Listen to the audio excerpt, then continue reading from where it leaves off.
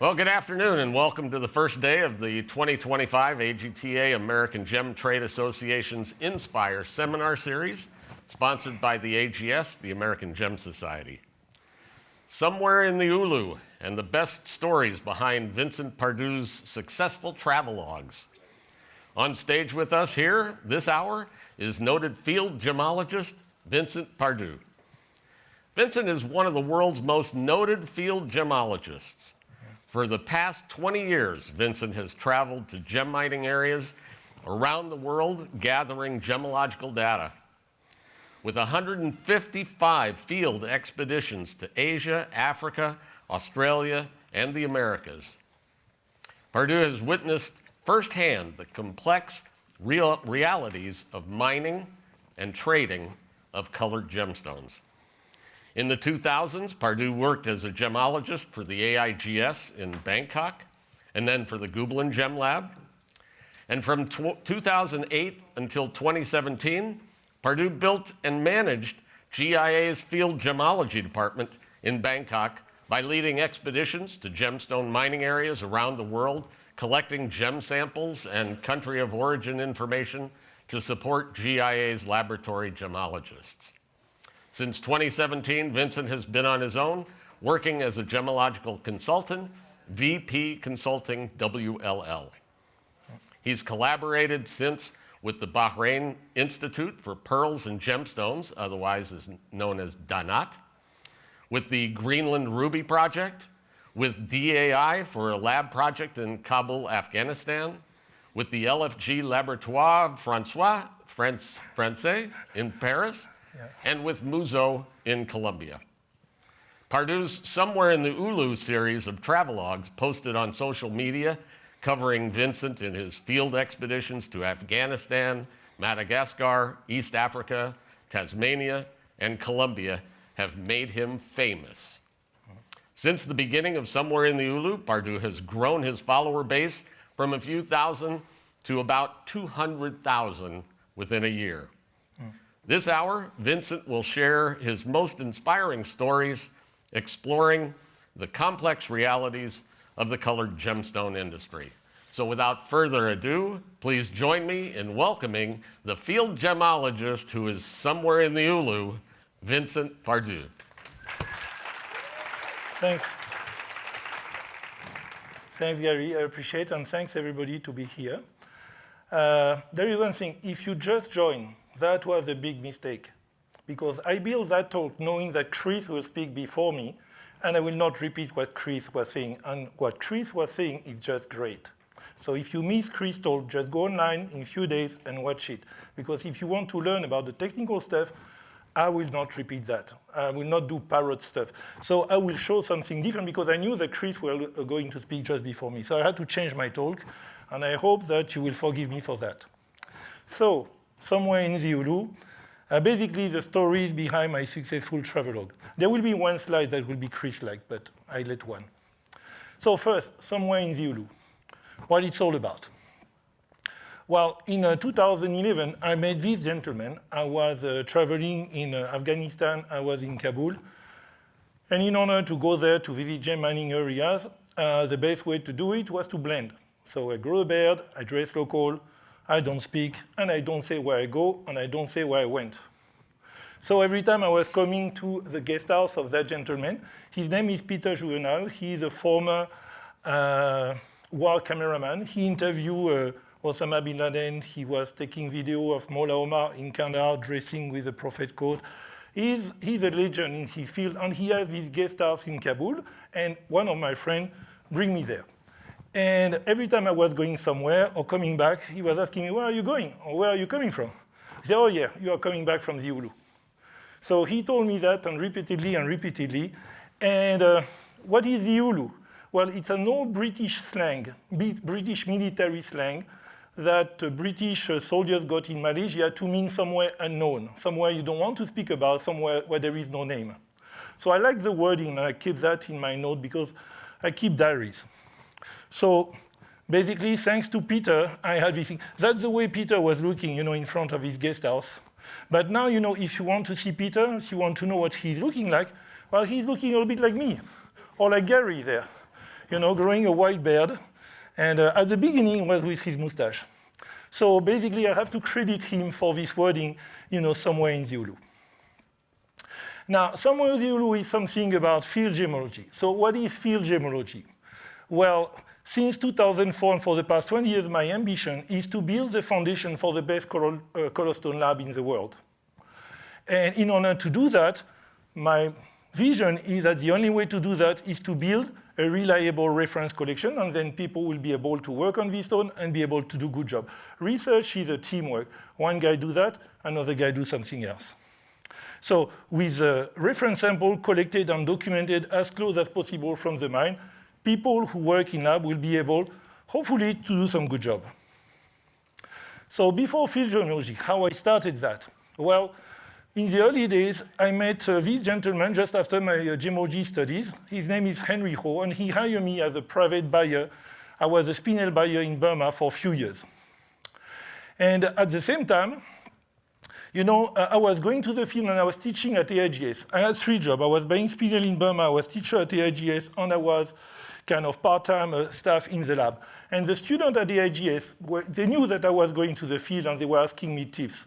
And there was not too many things, but there was this great article that was published in Gem on Gemology in 2002 that was written by Edward Bum that had the title that I hate because I could never remember the title, Portable Instrument and Tips on Practical Gemology in the Field. My brain was never, I'm sorry, I'm French, was never able to get that correct. So at the same time, I was the webmaster of AIGS, and I was doing the AIGS website. And, I like to put some field colors like brown and things like that. And I wrote an article about, tips about gemology in the field. And I say, well, you have to read the article about field gemology by Edward Bum. There was field, there was gemology. There is no mention of field gemology in the article of Edward, but I was thinking that there was. So then one day, I got a complaint from one of my colleagues at AIGS who said that he went to see the general manager, and he complained that under my management, the AIGS website had become an Indiana Jones outfit written in bastard English. So I was asked to change the website and to remove this wording field gemology that was not in any literature in English. So I had to remove that down. And about the same time, I went on a trip with the guy who is responsible for my interest in gemology, Richard Hughes, because he wrote a book called Ruby and Sapphire that I found in Burma. I went with him in Madagascar, and I told him about my frustration. And he told me, Vincent, ask to Henry to have the authorization to have your own website. So I returned from Madagascar. I went to see Henry Ho, and I asked him, can I get my private website? He said, yeah. Then I called my website, fieldgemology.com. I didn't put its Indiana Jones outfit written in bastard English, but I was thinking about that. So the idea behind this website was to promote that idea that, in Bangkok as a lab, the stones that were coming in Bangkok in 2004, 2005, they were not the stones like Kashmir sapphire, Burmese rubies, or emerald from Colombia. There were none of them. The stones that were coming in Bangkok, which is a transit place, it's not a consuming area, they were all coming from new deposits that nobody has studied. So when you start to do origin determination, there is no article, there is no reference, there is nothing. So I proposed to Henry, okay, we'll build a field gemology program. I will go to the field, to all the mines that are existing, collect data, collect sample, bring them back in the lab, we study, and we will publish about that. So it will be able to promote the lab. And to promote that idea that we had to go to the field, that the lab have to go to the field, I started this website. Then, at AIGS, they didn't like too much origin determination. They were thinking origin is not a good thing, so we had disagreement. I quit. Then I went to Gobelin, because Gobelin was financing the expedition that I did at AIGS. And for 2 years, I tried to motivate Gobelin to go to the field. I failed. I was tired. I quit. And then Richard Hughes, GA wanted to go on origin, and they realized that they were needing a solid reference collection. So they called Richard Hughes, and they asked him if he would consider to become the GA field gemologist. And Richard said, I'm too old, I have knees problem. You have to hire somebody younger. And they say, there is this French guy, Vincent. Go to check his website. He's the guy you want to hire. So basically, I got the job thanks to Richard. So I moved to GA, and I changed my website to look a little bit more like GA-like. And then I started to explain about my field expedition, directly on my website, because GA allowed me to have my private website. That was one of the requests I was giving to GA. Okay, I can work with you, but I want to keep my private website. And they were okay with that. Then, at this time, you had social media that were starting. And when I was going on expedition, you cannot put 200 photographs on a website. So I went on a Facebook at this time, and I was starting to post, an album with a photo of the expedition, because I was traveling with people, and people, wanted to be related to that and to put that also link on their Facebook in order to communicate the story. So I was doing that. That was working kind of well, but that was not very efficient. In 2016, I went to Burma. I was asked to take Joanna Hardy to Burma because she was writing a book on rubies. And Joanna told me, Vincent, with the photograph you are doing, the content you have, you should go on Instagram. So I decided to go on Instagram, and I tried in December 2016, and like Chris, I had no idea how it was working. So I did my first post on Instagram in 2016, and then I quit from GA in 2017. So at this time, my Instagram was about 300 or 400 followers. Then I met a lady who asked me, Vincent, I have a problem in Greenland, I'm working with a ruby mine, and can you come in order to help me with that ruby mine? So her name was Eleni, and she took me to Greenland. I went to visit that mine, 2017, the mine was just starting. They had a company was working before, Truno, they bankrupt, another company took over. I went to see that mine, and it was super interesting, because at the back of the mine, where people were not working yet, you see where there is the guy in orange, we found some rubies on the floor, and these rubies were gem quality, and this is the type of photo we did. So during that expedition, I took some photo, and Hele told me, okay, I will come back regularly at the mine in order to train the people, but Vincent, can you post every day when you are at the mine, about, some of the best photographs and video about your trip? So I started to do that. So the great thing is I was able to travel 11 times to Greenland, and I was able to witness the evolution of the ruby mine in Greenland, from 2017 to 2022.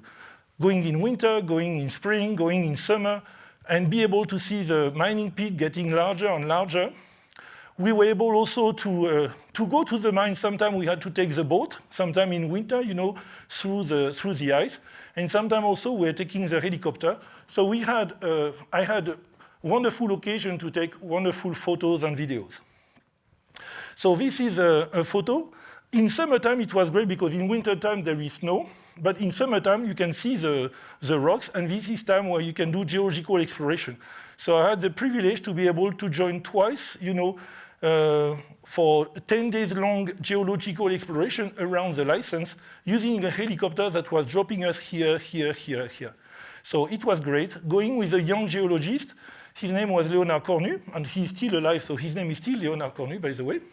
And he's not yet dead. Huh? He nearly hit twice, but... but together we were able to, to go around all this superb area. And sometimes the weather was not so good. Sometimes it was full of mosquitoes. So there was some challenge. But we really enjoyed because at the end we were able to see and to find some rubies in the rock. And sometimes we were able to find some great pieces. You can see the small mosquito next to the ruby. Yeah. One time we were super lucky because we were able to find a complete vein that was rich in rubies. This vein, just incredible. We were able to clean the area. That's the great thing in Greenland. There is no tree cover and things like that. So you have the rocks that are, on the floor. So if you clean the area, you have an open book about geology. That was great. So of course I was starting to put that on Instagram, and Haley asked me, to work with her in order to make a kind of story out of that. So I started to arrange my posts like that. So these are some shots because some people want to know what are the ruby from Greenland, after, mining. So this is a rough and the same type of material after heating and turning into cabochon. The great thing with the Greenland material, it's not flat like Mozambique, it's taller. So it's good material to cut beads and cabochon. And also, sometimes, there are stones that are clean enough to be able to turn into faceted stone. But it's a primary deposit. There is no secondary. So the 1% of the 1% will be suitable for facets. The rest will be cabochon beads or specimen. You have some great specimen. Now, one of the great things about Greenland is that wonderful opportunity to see mining like I've never seen before. This is Arctic twilight. You know, at the end of the day, for some reason, when you have snow, everything becomes blue. The sky is blue, the snow is blue, everything is blue.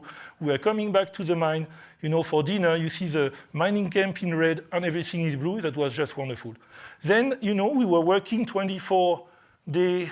We were working all the day, all the months, every year, all the season. And you had mining at night with the moon. Wonderful under the snow. Not as fun, you know, during summer when there is no snow, because there is not less, the light is not the same. But in winter, in February, by minus 25, this is just great. I just love it. Because sometimes the air is so pure that you can see winter, no sunlight over the mine. And we were able to see that several times, and sometimes also over the camp. So some of my best memory in the field, I love nature, and to be able to spend 11 times, 1 to 2 weeks in a mining environment like that is just great. That was a new mining area.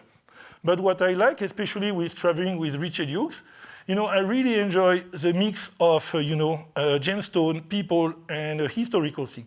And one of the places that is super fascinating for me, and Richard had a lot of discussion about that. One time we went to the Spinel mine in Tajikistan. And when we were at the Spinel mine in Tajikistan, Gary was the first one to go in 2005, and we were the second one to go. We followed his step in 2006, because we saw the photograph on his website, Gary Boesox, who is here. So in 2006, we were standing in front of the mine, and then Richard was saying, you know, Vincent, there is one place I really would like to go. Another place, beside this mine. I say, which one? The Lapis mine. And because the Lapis mine, you know, you have mining in Afghanistan for nearly 10,000 years. There is no mining area around the world, metal or whatever, where people are mining for 10,000 years. And nobody could go there. So I wanted to go. I tried 6 times. I failed miserably 6 times.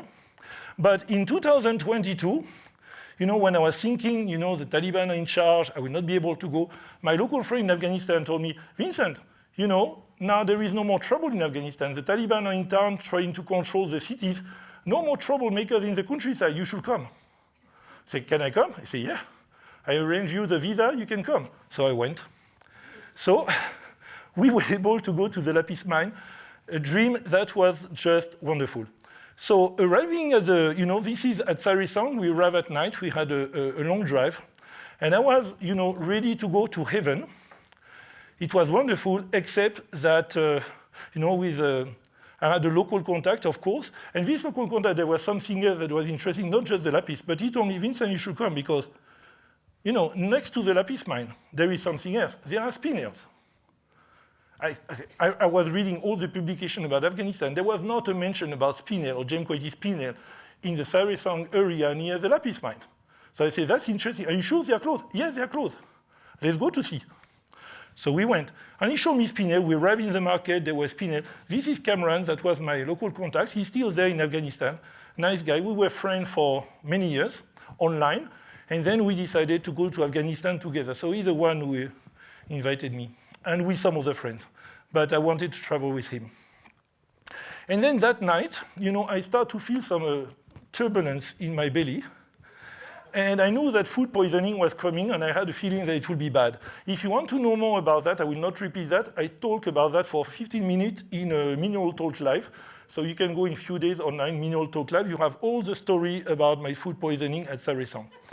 I will not repeat that now. And you have the story also on AGTA website, because Jennifer Henner was, when she saw this photograph on this stuff, she got the information that I was posting something interesting on my Instagram, and she asked me if she could repost the thing on AGTA website. So you have this story in a 3-part on AGTA website 2 years ago.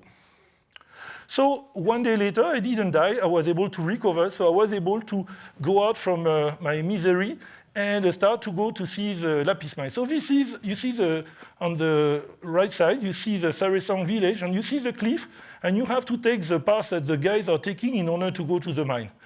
At this time, I was not in a position to be able to do that, so it was tough. I decided not to go to that one, but we were able to follow the miners who were bringing down the lapis. And in town, in the village, there were some people with interesting stones. These are sapphires, blue sapphires that are coming also from next to the lapis mine. And the next day, we decided to go to somewhere that was more easy. Let's go to the spinel mine. And I was asking Cameron, where are the spinel mines? So he showed me the lapis mines, the ones that were not too difficult. And he said, 300 meters over. I look at the track. One dinner, one good night, can do it. Okay, so next day we went. Morning, sunrise. You can see the fan there on the white on the mountain? This is a Medanchar. These are the oldest lapis mine. This is the mines that produce the best quality lapis over a few hundred years. This one. And the village is down there in the valley. On the right side, still Medanchar, and you see the sunlight. You see the mountain just next to the sunlight. This is where you have the sapphires. And now we are walking in the direction of the spinel mine. And the spinel mine, this is where the guys are working on the left. You see a bit of smoke because they just blast. So we had to walk there. So my friend, for them, it took 1 hour and a half to go there. For me, it took 2 hours. But it's okay, because I was weak with the food poisoning. But I was able to arrive at the mine, the last one, and witness and document, spinel mining in this area. So miners at the entrance of the mine. And then, of course, we entered the mine, and we were looking how the miners were finding some spinel. So we found that spinel, like in many other places, were associated with clinohumite or other mineral. We were able to witness the mining, people collecting, the piece of spinel, in the rocks, and then throwing, the tailing out of the thing with a beautiful view on Sarasang village. This mining village is probably looking the same today as it was 1,000 years ago, 5,000 years ago, maybe 10,000 years ago. Same. There is no place in the world like that. Just incredible. So these are few photographs of this spinel mining activity. You can see the landscape. Beautiful place. Just a dream to go there. And these are some spinels that we were able to collect and that I kept, in my reference collection. And this is the kind of stone that you get. So the interesting thing about that is that now we know that there is a place where there is mining and there are miners for probably about 10,000 years. And everybody is thinking that the famous spinel, like the Black Prince ruby, the Timor ruby, and the Côte de Bretagne are coming from Tajikistan. Any science about that? No, because nobody has a sample from Afghanistan. So the question is, maybe the Black Prince ruby is coming from Tajikistan, maybe it's coming from the other side. And in Afghanistan, you have 5 or 6 areas. If you want to know all this area, ask to Gary. In his book about Afghanistan, you have a list of all the places with the GPS data, and he has done a wonderful job about that. So, but no lab have been able to collect the sample because there was even no publication about the location of this spinel mine. Now, there is a red spinel, but there is also a bluish one. So there is a huge variety of spinel in this area, and I think that there will be discovery in the future. Now, we went down to the spinel mine in order to see the lapis miners. This is the lapis mine. You imagine that these mines are in operation, some of them for the tunnel of maybe 1,000 or 2,000 years old. In the past, the way they were mining, they were not using explosives like today. They were using wood and they were hitting the rocks. So all the place collapsed.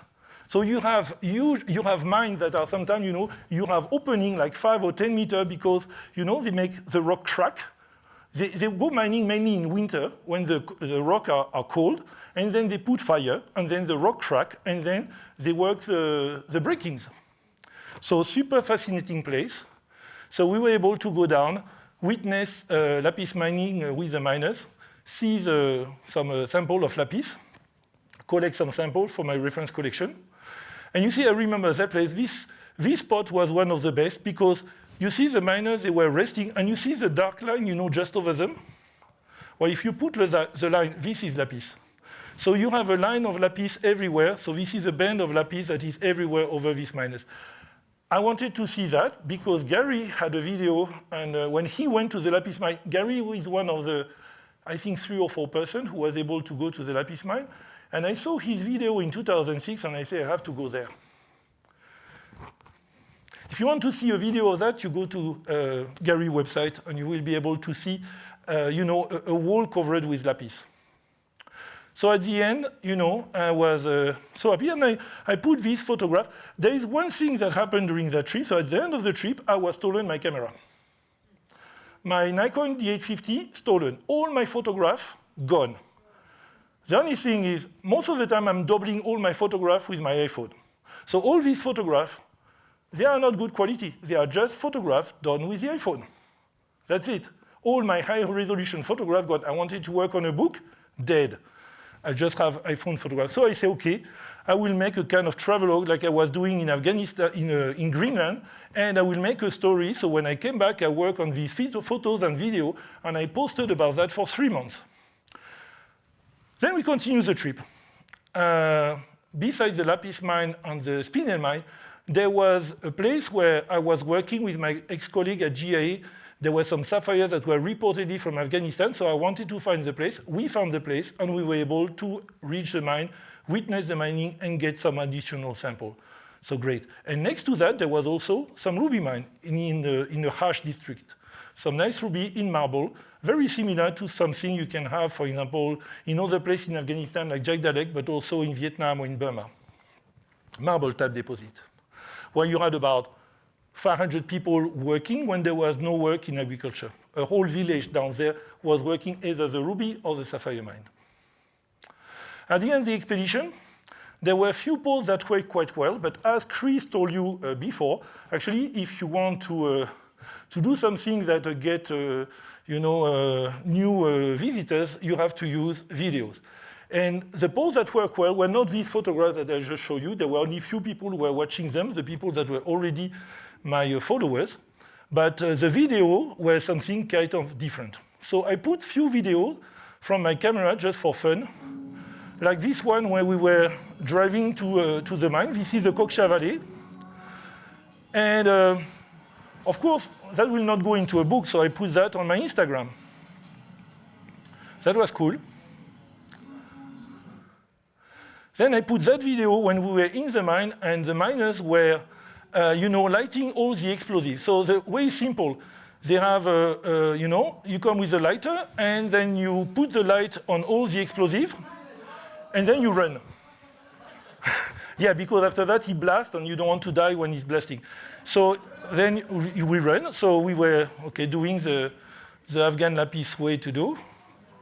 Running out. Yeah. You don't want to be in the tunnel when he's blasting.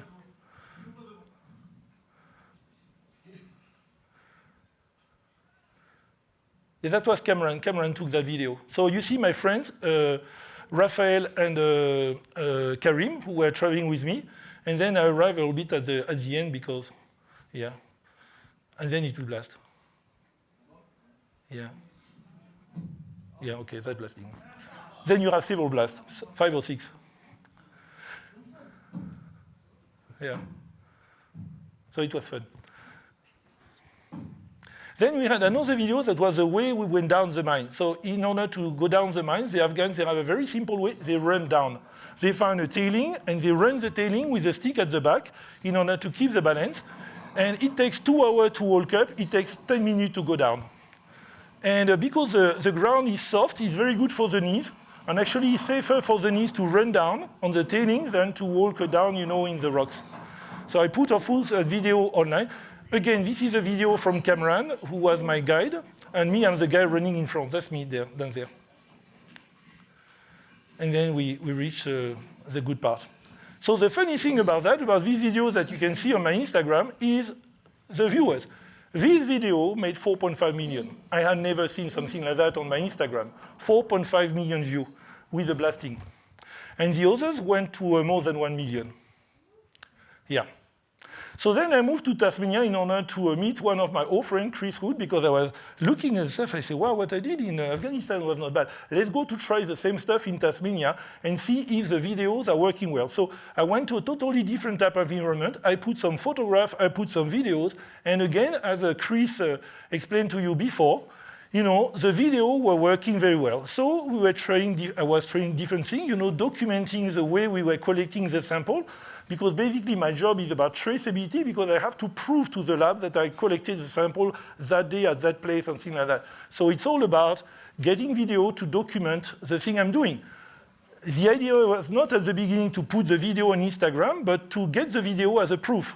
So this is Chris, who is down there, and collecting this thing.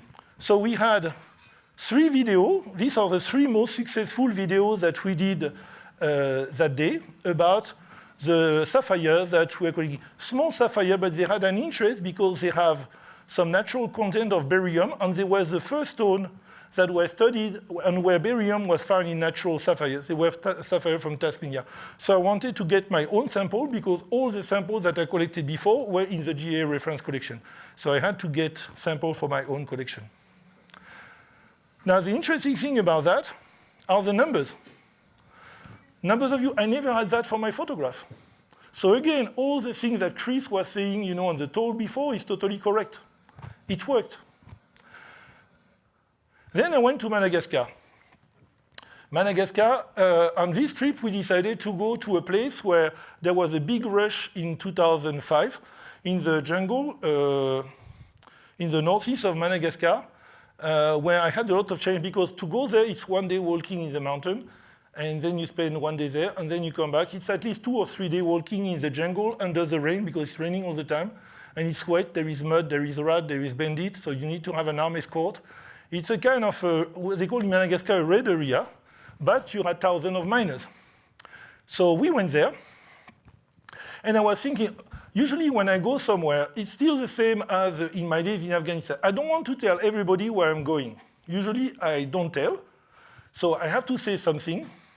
And then usually I start to post when I come back. So I look at my photographs, the video, I arrange a story, and then I post. So I didn't want to tell people where I was, so I decided for the first time to say, I have to start with something that is different, because I don't like to do the same thing as other people. That's a kind of characteristic. So I decided, okay, I will start all my posts with something called Somewhere in the Ulu, like in Afghanistan. So my first post was that, and it was a video. The video on the left about we were coming back. We were on a motorbike in a hill full of mud. And there were 3 videos on that expedition that made a lot of, that got a lot of attraction. There was this video when we were coming back. We were too slow.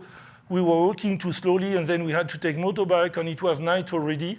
It was kind of a mess, but we were able to reach, to come back on time, let's say before the next morning in town. And that was okay. That's the second video is when we went to the mine. In order not to walk all the time, we were on a boat and with local people. And the guy, in the boat who got me a lot of content is Martin, who is down there, in black today, because he don't want to be recognized. And in front of him, you had one of our security guys who was a gendarme. It's a great thing with the gendarme. In Madagascar, they speak French. So they were good also as translator to help us. And then the third video is inside the mining village, and it was raining, there was mud everywhere, it was a total disaster. But when you have this type of weather, raining and things like that, and there was a good light, I was thinking it was a good time, to make a video. So I documented, the way the mining village is. So it's, it looked like, in a medieval town, under the mud and rain and things like that. Now, guess about the view. 240,000. Martin, 4.3 million. Nearly as much as, blasting the thing in Afghanistan. And now the third video with the mud, 13 million. Now, if you look at this video with 13 million, now this is a Chris James moment. These are the statistics. You see the dark blue stuff? Well, 8.9 million people who saw that video were not my followers. And with that video only, I got 60,000 new followers. So with that video, I was already at 100,000 thanks to Afghanistan and things like that, and I nearly reached 200,000, one video. So it's exactly what Chris says. Sometimes you have one video that will work super well, and you will grow your thing from 500 to maybe 65,000 in 1 week. And that was in about 2 weeks. So during the expedition, I was able to collect many great samples, many photos, many videos. It was great. But I also collected written with a parasite on at the back of my foot. So I was thinking, let's put that on Instagram and see how it works. So I put the video of the extraction of the parasite on my Instagram. I don't put the video now because you will run away from the room.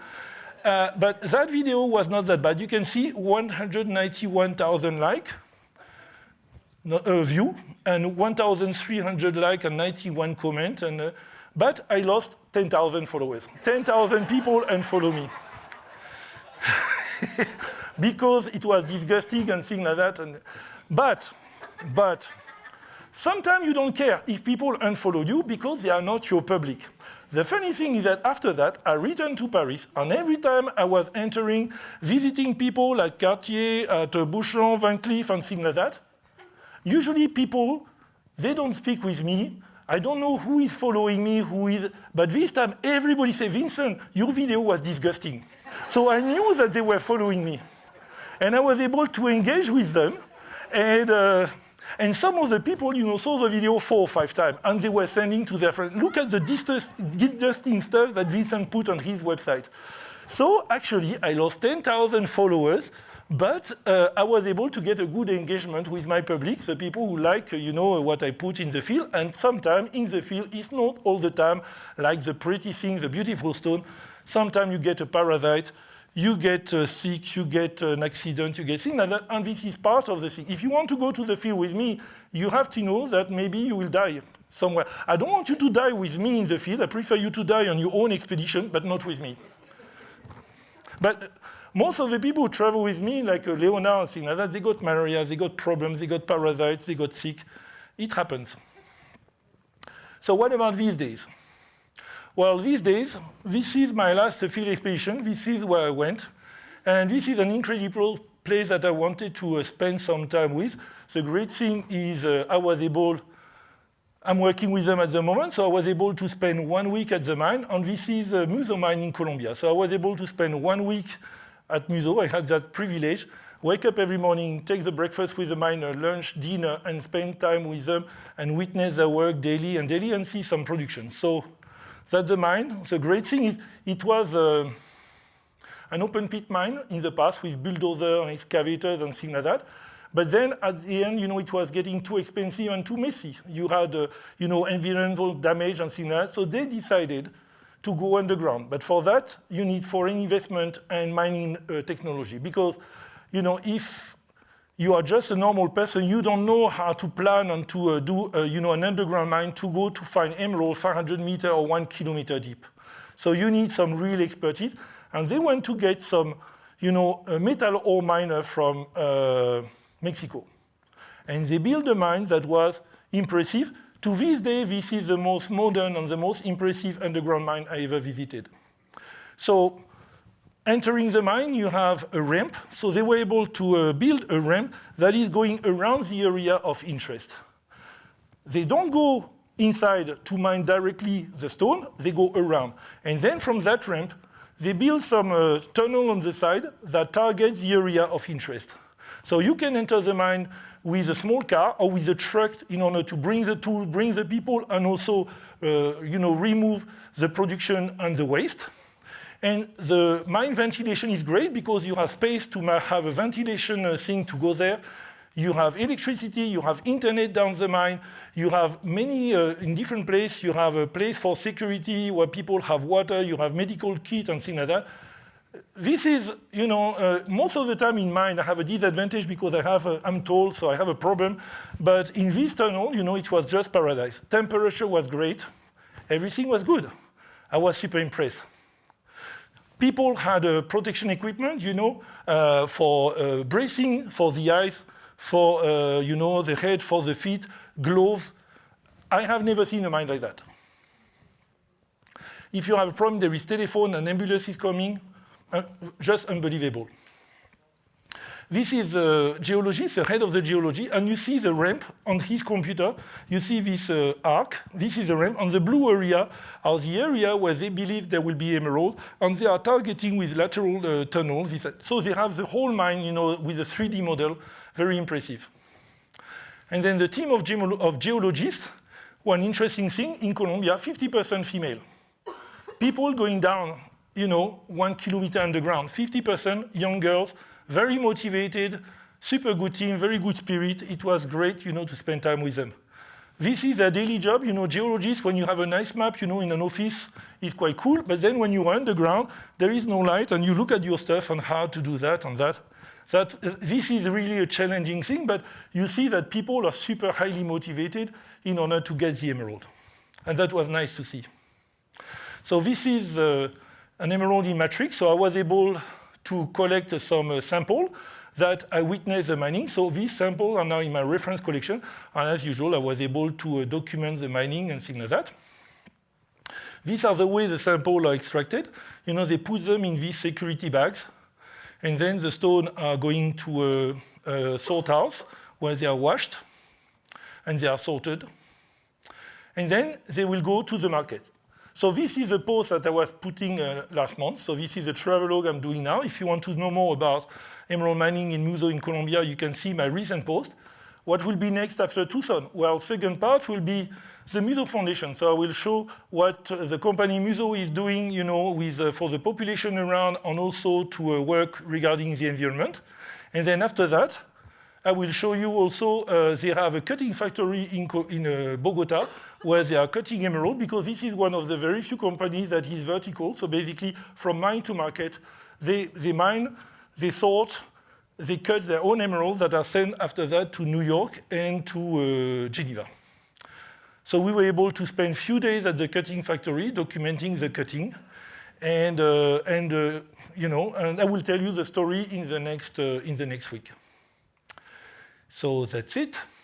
If you have any question, I'm very happy to answer to you. If you want to know more about that, do not hesitate to send me a message. You can go on my Instagram. You see now I'm 193 because I lost 10,000. I was about 202,000, and then I went down, and now I'm stable. Then you can go also on my Facebook. I still use that.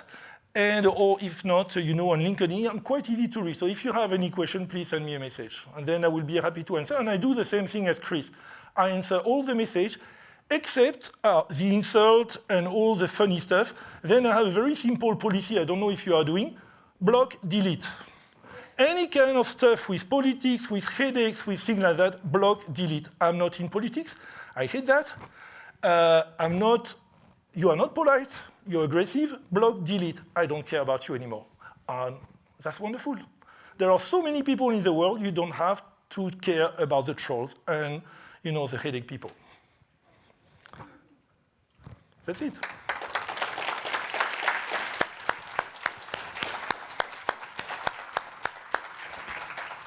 Questions for Vincent? Yes, go ahead. So I want to know more about Madagascar. Are there a lot of spin mines? And in the spin mines, are they like every color? Or is there one spin mine with green and another one with orange? Well, the spin mine in Madagascar in the north from the place I went, I don't have been to the spin mine because I focus on the stones that are sent to the labs. I cannot do everything. So I focus mainly on ruby, sapphire, emerald, and spinel, and lapis. Spin, yeah, could be interesting, but it's nice to start so many projects, but I would like some time to finish one, and I would like to finish ruby, sapphire, emerald. So I don't have been there. And if I don't have been, I don't know. Yeah, sorry about that. Yes, back there in the red.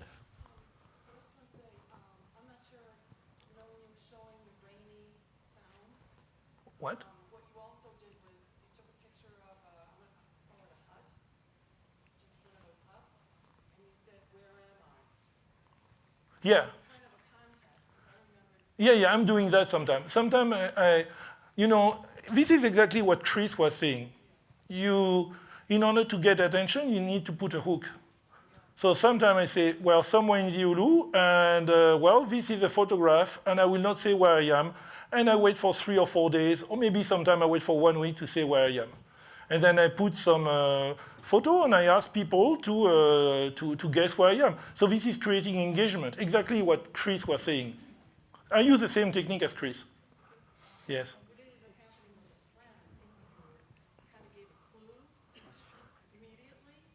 Yeah, they can give a clue, but usually I don't answer. I say, oh, that's interesting, or that, or that, or that. I don't answer immediately. I answer 2 or 3 days later. I let other people, answer. I don't say, oh, yes, you're right, and then there is no more suspense. So I wait 1 day, 2 days, and then I give the answer. Huh?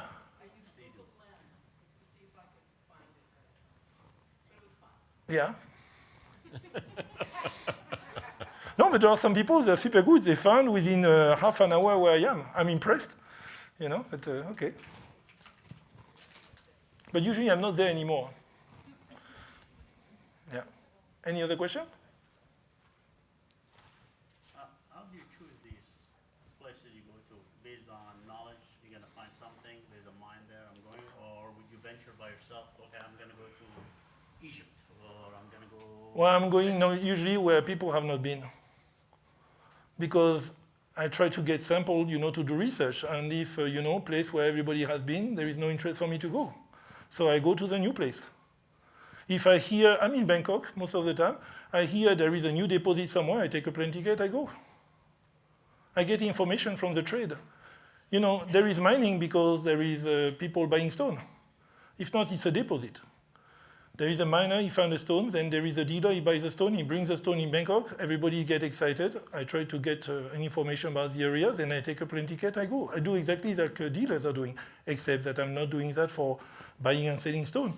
I'm doing that to collect a reference sample. And sometimes also I go to a known mining area, but most of them I have visited already, and I go to visit them regularly because sometimes you have new production that is a bit different from the other one. But most of the time, I listen to my colleague in the labs, and I listen to their problem, because my job most of the time is to help my colleague to minimize the problems they have with the customer stone. When you are in Bangkok, and you are in a lab in Bangkok, if there is a new deposit, let's say somewhere in Madagascar, we want to get the sample as soon as possible, because if not, people will bring the stone, will compare with the reference collection or with the experience of the people, and if the stone looks like Kashmir, the lab will issue many reports like Kashmir, Kashmir, Kashmir. When the stone are from Madagascar, and I can tell you in the market, the value is not exactly the same. So you don't want your lab to issue too many reports with too many mistakes. So that's why I started the field gemology program in 2004, to minimize the mistakes that the lab that was employing me was going to do. Now, some labs just don't care about that because they prefer to issue Burma, Kashmir, or Sri Lanka on their report because the customers are happy and they are a business of making their customer happy. But that's not my vision of gemology. Yes. I am one of the people who were looking 4 times for the video of the parasite. Ah, okay. So I decided to make some research on this parasite Yeah. to know if there was an influence also on the local population. Yeah, there is. And what was the support they had. Very weak. Medical There are- support and things like that, and how do they manage that? Yeah. Because this is so important to know. Yeah. They go somewhere, but there is a population there. Yeah. And so the well-being of the population is also something very important. Yeah. So, it's not because it was dirty, it was because it was interesting on a sanitary way, No, but I totally agree with you with that. And I posted for 1 week on that. I didn't post it only one video. I posted the whole extraction of the parasite, and then I posted some posts, not the most disgusting one that I could, because there were some super disgusting video on YouTube, but I posted someone in order to show to people that problem that nobody, and I didn't know about it. And I can tell you, every year you have hundreds of people, and mainly children, who are dying from that, from the infection, from this flea, that were coming, I think, from Peru, and they were bring on a boat in sand, in Africa and a little bit everywhere. And now they are going everywhere. You have hundreds of people dying from that in Kenya, Mozambique, Madagascar. And this is a problem in mining areas. But this is a dirty problem that is not so good on Instagram, so people don't follow me. And people with my team were saying, Vincent, stop doing that. I say, no, I don't stop because I have to inform the people. So I accepted to lose 10,000 customers, followers. I don't mind, but at least, some people were aware about the situation. I cannot save the world, but maybe some people will say, well, I want to try to find a way for the people in mining village not to get a problem with that parasite. That would be great. But first, somebody have to expose the problem, even if they lose 10,000 followers. So I don't mind. Next time I will have a problem like that, I will lose again 10,000 followers. I don't mind. I have too many, so I don't mind. Fellow in the blue. Yes. Hi, I'm curious. Recently I've seen some really great lapis, Yeah. Hackmanite, Yes. Halloween. Are they all coming from the same area? Yeah. I could not put all that there, but if you go on my Instagram, I went to the mine that is producing Heckmanite. I know the place in Pitawak. You have one spot. I asked the miners, all the Heckmanite is coming from one spot in the upper part of Pitawak, a little bit higher than the lapis. And the Hawin is coming, you have, the Afghanite is coming mainly from near Madan Shah. And the Hawin is coming from different places. But it's a metamorphic deposit. So, and probably also metasomatic, so there were some fluids. So you have maybe Heckmanite in one place, but maybe 100 years ago, the Heckmanite was coming from another place, on the Hawin. So there was no mapping of the whole area. There was no study of the whole area. There were some people in the past, some geologists who went, they collected some sample, but they didn't map correctly. Oh, this sample was coming from this spot, this sample was coming from that spot. So you don't have any map of these deposits that I know about. And I don't have seen any article from any mineral magazine. There were some short articles, but there was very few information about the map of the deposit and what was here, what was there, the quality of the stone in the different places. Very few. And on that trip, I lost one day because I had my food poisoning. I would like to return, but I was supposed to return a few weeks ago, but Gary, as you know, the government in Afghanistan, they decided to put the mine in auction, so they put a perimeter, and they put an auction, and companies were bidding in order to get the mining license over the whole area, so they kick out all the small miners, and now one big company will get the thing. It will not be a Western company because, Afghanistan is bad and the people in Afghanistan, they are bad. So nobody should buy the lapis. This is what I hear everywhere. I don't like that too much. Because, what I see, if you want to help the people in Afghanistan, well, you have to help them to live. And one of the ways to live, nice people in Afghanistan. You have some people in Afghanistan who, they like violence. They go to make soldiers. There are some people, they want to make money, they go on drugs. There are some people, they want to get rich, but they don't want to kill people, and they don't want to go on drug business. So they say the gemstone business is a good business because I have a chance to become rich.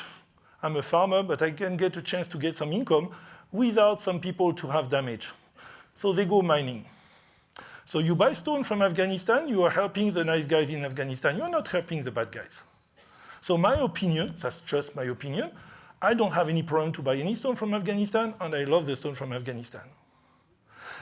The thing is, if we don't buy the stone from Afghanistan, how these people will make a living? Maybe they will have to leave the country and come to your country. Then good luck. But my opinion is it's better to provide jobs that are good jobs in the country, gem-producing countries, in order for the people to be able to live with something that doesn't hurt the people somewhere. And even if, I don't know who, some people are, putting pressure on them, trying to extract something, make money on them, at the end, you give some job to some nice people in the mountain, and this is the only option they have. If not, take a gun or go to grow drugs. So my opinion, you want to help people in Afghanistan, buy stone from Afghanistan. Right, Gary? Thank you. Questions? One last.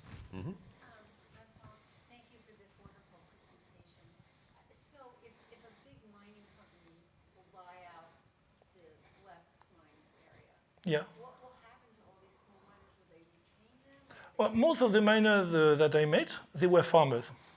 And they go farming during summertime, and they go mining during wintertime. So during wintertime, they cannot do the farming, they stay at home. But if you stay at home, if the guys stay at home, they are eating food from the family. So usually what they do in this place in Afghanistan, the women, the children, and the old people stay at home, and they eat the food from the farm during winter, and everybody able to work go mining. So the top mining period in Afghanistan for the lapis is winter.